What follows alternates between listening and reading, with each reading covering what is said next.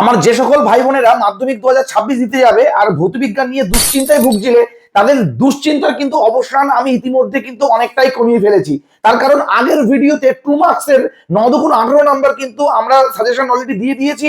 আর এই ভিডিওতে কিন্তু একদম কথা বাড়াবো না। 3 মার্কসের তোমাদের যে 3×12=36 অর্থাৎ 12টা প্রশ্ন আসবে 3 মার্কসের, সেই 12টা প্রশ্নের মধ্যে আমরা সাজেশন দেবো। এখন এমন একটা সাজেশন আমরা রেডি করেছি, 40টা প্রশ্ন টোটাল তোমাদের সামনে আমরা প্রোভাইড করবো। আর সেই 40টা প্রশ্নের মধ্যেই মাধ্যমিক 2026-এ কিন্তু 3×36 আসার চান্স কিন্তু রয়েছে প্রবল। অর্থাৎ আসন্ন 2026 মাধ্যমিকে সম্ভাব্য প্রশ্নগুলির মধ্যে যে প্রশ্নগুলো মোস্ট ইম্পর্টেন্স এবং পরীক্ষায় আসার মতো এক ধাপ এগিয়ে, আমরা সেই রকমই 40টা প্রশ্ন তোমাদের সামনে তুলে ধরবো। আর আশা রাখছি 3×36 নাম্বার এই 40টা প্রশ্ন থেকেই কিন্তু আসবে। তো চলো কথা না বাড়িয়ে শুরু করি আজকের ভিডিও, আর দেখে নিই সেই টপ 40 প্রশ্ন যেটা কিনা আপকামিং মাধ্যমিক 2026-এ আসতে চলেছে। দেখো, প্রথম প্রশ্ন গ্যাসের আচরণ থেকে, তো তোমরা বুঝতেই পারছো প্রশ্ন আসবে। তো গ্যাসের আচরণ থেকে দেখো, প্রথম প্রশ্ন, চার্লসের সূত্রটি বিবৃত করো এবং এই সূত্রের সাহায্যে পরম শূন্য উষ্ণতার মান নির্ণয় করো। তো এবছর খুব চান্স রয়েছে আসার। 2 নাম্বার যে প্রশ্নটা রেখেছি আসতে চলেছে পরীক্ষায়, বয়েলের সূত্র, চার্লসের সূত্র এবং অ্যাভোগাড্রোর সূত্রের উপর ভিত্তি করে আদর্শ গ্যাস সমীকরণ প্রতিষ্ঠা করো। দারুণ একটা কোশ্চেন, দুর্ধর্ষ লেভেলের কোশ্চেন, এবছর কিন্তু আসার চান্স থাকবে মারাত্মক। 3 নাম্বার প্রশ্ন, একটি আবদ্ধ পাত্রে রক্ষিত কোনো গ্যাসের উষ্ণতা বৃদ্ধি করলে গ্যাসটির চাপের উপর তার প্রভাব কি হবে, যুক্তি সহ লেখো। এই 3টে প্রশ্ন মাত্র রেখেছি গ্যাসের আচরণ থেকে।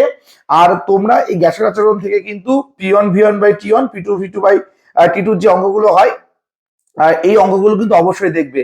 আর বিশেষ করে কিন্তু আবারও বলছি, 3 নম্বরে ডাইরেক্ট একটা অঙ্ক দিলেও দিতে পারে, বাট আমরা রাখিনি অঙ্কের সেইভাবে সাজেশন কিন্তু তৈরি করা অসম্ভব ব্যাপার। তো যেটা বললাম, P1 V1 by T1, P2 V2 by T2, এই টাইপসের যে প্রবলেম গুলো থাকে, বা V1 by T1 equal to V2 by T2 অবশ্যই দেখবে। চলো, রাসায়নিক গণনা তোমাদের কিন্তু মানে রাসায়নিক গণনা নিয়ে কিন্তু সবার একটা টেনশন থাকে। আমরা গুটি কয়েক অঙ্ক রাখার চেষ্টা করেছি, মনে হচ্ছে এর মধ্যে থেকেই মাধ্যমিক 2026-এ আসবে।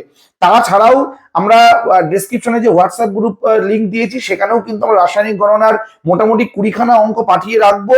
যাদের মনে হচ্ছে যে 90/90 পাবে, তারা কিন্তু অবশ্যই অঙ্কগুলো দেখবে। তার কারণ সাজেশন কিন্তু রেডি করা হয়েছে শুধুমাত্র তাদের জন্যই যারা কিন্তু পরীক্ষার হলে গিয়ে 40-50 নাম্বার পেয়ে বাড়িতে আসবে, এইরকম ছেলে মেয়েদের জন্যই কিন্তু সাজেশনটা তৈরি। 90/90 যারা পাওয়ার চেষ্টা করছো বা চেষ্টায় আছো, তারা কিন্তু কখনোই সাজেশনের উপর ডিপেন্ড করে পরীক্ষা দিতে যাবে না।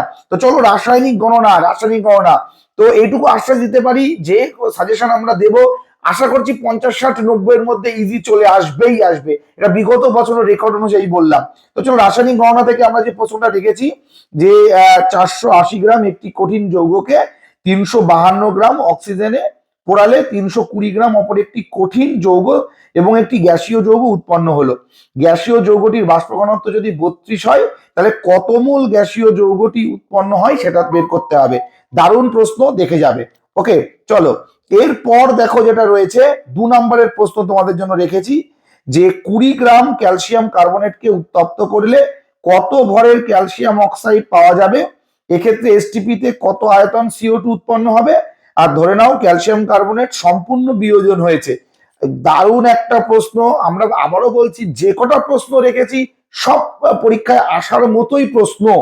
তো চলো, 3 নাম্বার প্রশ্ন দেখো তোমাদের জন্য রেখেছি, 21 গ্রাম লোহিত তপ্ত আয়রনের উপর দিয়ে স্টিম চালনা করলে কি পরিমাণ H2 পাওয়া যাবে। এসটিপিতে ওই H2 আয়তন কত হবে সেটা তোমাদের কিন্তু বের করতে হবে।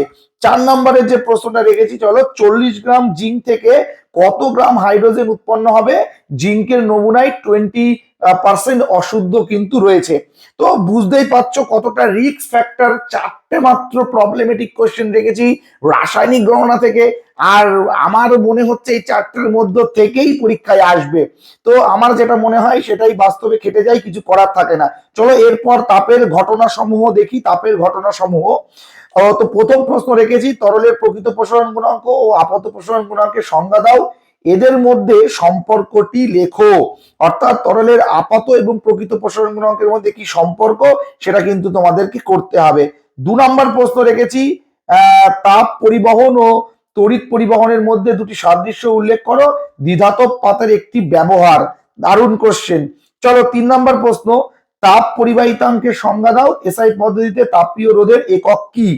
4 নম্বর প্রশ্ন, তামার দৈর্ঘ্য প্রসারণ গুণাঙ্ক 17 × 10⁻⁶ ডিগ্রি সেন্টিগ্রেড বলতে কি বোঝো? এর মান কেলভিন স্কেলেও একই থাকে কেন? আচ্ছা, এই মাত্র 4টে কোশ্চেন তোমাদের জন্য আমি রেখেছি কিন্তু তাপের ঘটনা সমূহ থেকে, মাত্র 4টে কোশ্চেন। চলো এবার আলো, তোমাদের সব থেকে ভয়ানক মানে একটা ভয়াবহ চ্যাপ্টার, ভয়ানক চ্যাপ্টার বলতে পারো।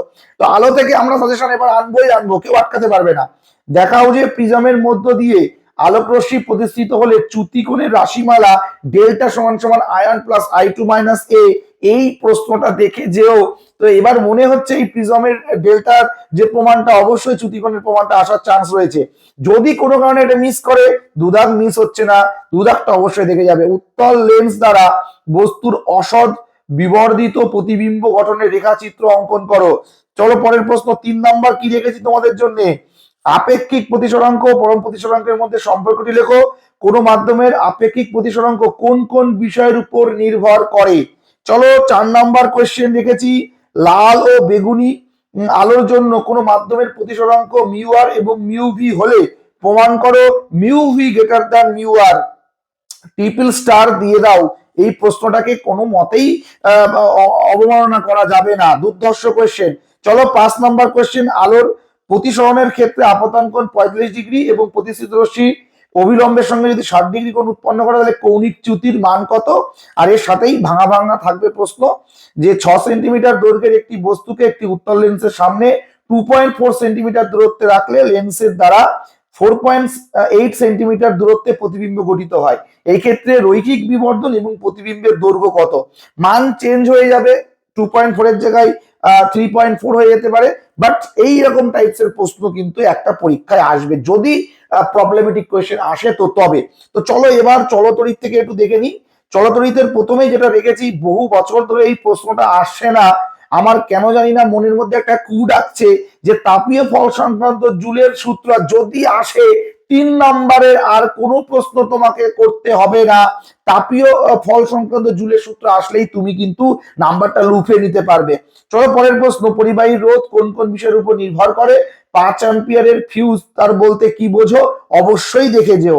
3 নম্বরের প্রশ্নটা খুবই ইম্পর্টেন্ট 2026-এর জন্য, তাপীয় রোধ বলতে কি বোঝো? এর রাশিমালা প্রতিষ্ঠা করো। চলো 4 নম্বরে একটা প্রবলেম রেখেছি, যদি কোনো রকম ভাবে প্রবলেম আসে তো এই বিল ক্যালকুলেশনের অঙ্ক কিন্তু এবছর আসতে পারে। একটি বাড়িতে দুটি 60 ওয়াটের বাতি এবং দুটি 80 ওয়াটের পাখা রয়েছে। বাতি ও পাখাগুলি দৈনিক 5 ঘন্টা করে চললে প্রতি ইউনিটের দাম যদি 4 টাকা হয় তাহলে এক মাসে কত খরচ হবে?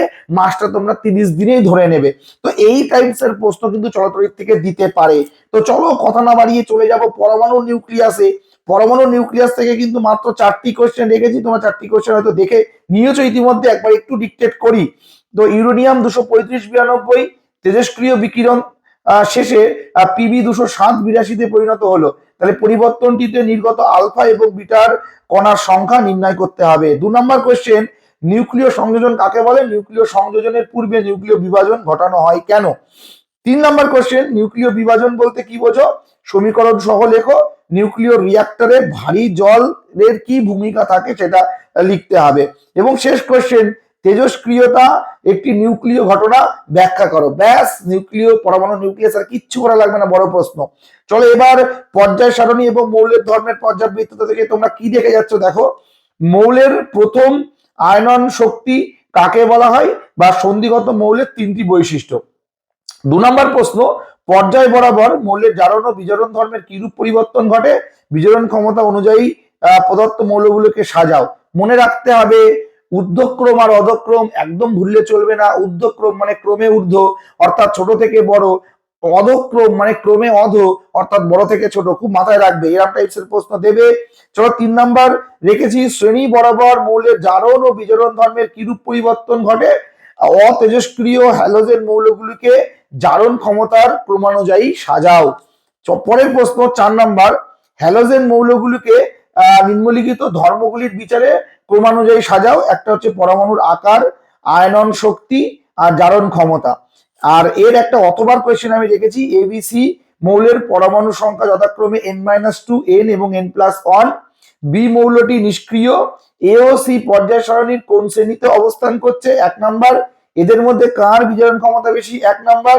এ ও সি যুক্ত এই যে যৌগ গঠন করবে তার সংকেত কি? 1 নাম্বার। অর্থাৎ এরকম প্রশ্ন আসলে 1+1+1 কিন্তু আসবে। চলো এরপর তড়িৎ প্রবাহ এবং রাসায়নিক যে বিক্রিয়া চ্যাপ্টারটা রয়েছে সেখান থেকে তোমরা কোন কোন প্রশ্নগুলো দেখবে একটু দেখো। তড়িৎ লেপন কি? তড়িৎ লেপনের উদ্দেশ্য।